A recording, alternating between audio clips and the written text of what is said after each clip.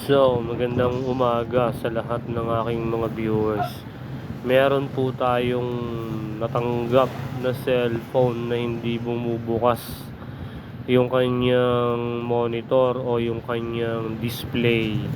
Ngayon po, ang tinanong ko yung may-ari, sabi niya parang nagalaw lang daw kasi baklas na talaga yung cellphone sa harapan, yung LCD baklas na po. Hindi po siya nakakabit, galing po siya sa repair. So, ngayon po parang nagalaw po yung likod niya at ikinonsulta po sa atin dito ng aking mabait kong kapitbahay. Ngayon po, ayan po, kung makikita ninyo, binabaklas ko po yung mga tornilyo. Nabaklas ko po yung tornilyong hindi dapat, pero okay lang. At yan, binaklas kabit ko na po yung battery at saka yung LCD flex niya, tapos ibinalik ko po siya ng mabuti. Yan, sa part na yan. Yan. Medyo hindi tayo magaling mag-edit ng video, kaya pero huwag kayong magalala, sa susunod matututunan din natin yan.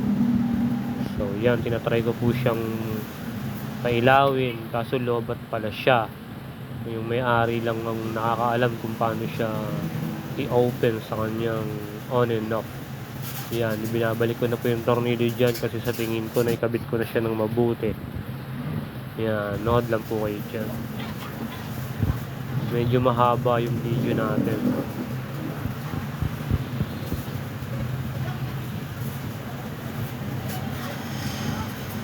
Yan, ibinabalik ko na sila isa-isa. Yan, isasama ko na yung fingerprint niya. Tapos pinabili ko na sila ng adhesive para maikabit namin yung LCD niya ng maayos.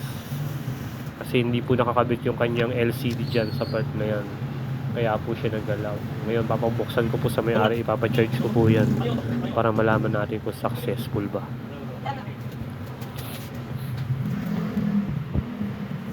So ayun, na-charge siya na po sandali. Ayan, susubukan ko na po. Ayan po, gumagana na. Successful po yung ating gawa, mga kapatid. Ayan, gumagana na po siya. Okay po.